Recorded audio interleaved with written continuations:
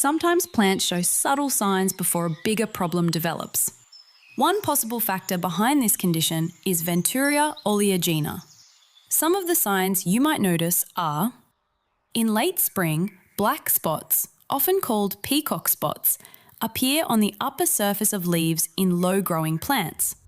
These spots may also appear on stems and fruit, but are most common on the leaf surface. The underside of the leaves shows no obvious symptoms.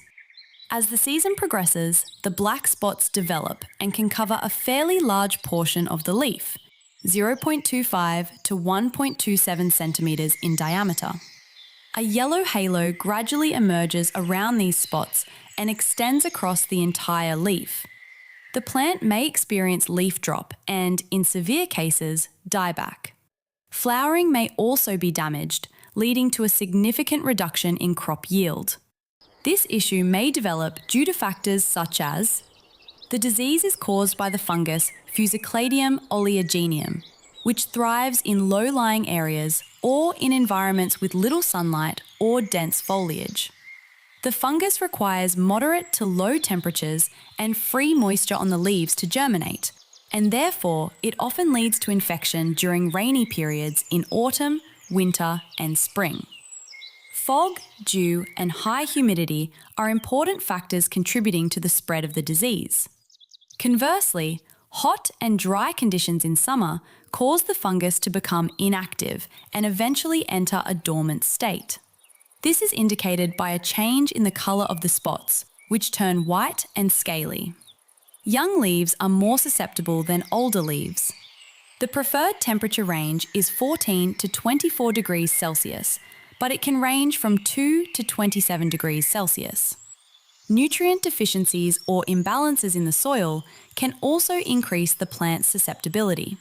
For example, excess nitrogen and calcium deficiency are thought to weaken the plant's defences. You can start with gentle or natural methods such as: spray the leaves with organococci such as Bordeaux mixture after fruit harvest in the fall, and again in late winter if autumn rains are frequent. If needed, stronger treatments may include: if possible, always consider using a combination of preventative measures with biological treatments. Spray copper compounds, for example copper hydroxide, copper oxychloride, tribasic copper sulfate, and copper oxide, on the foliage after fruit harvest in the fall and again in late winter if the environment is too humid. To help reduce the chances of recurrence, monitor the growing area regularly for disease symptoms. Avoid excessive nitrogen fertilization and calcium deficiency. Choose disease-resistant or tolerant varieties if available in your area. In general, dark black spots appear on the upper surface of the leaves, gradually increasing in size. A yellow halo surrounds each spot.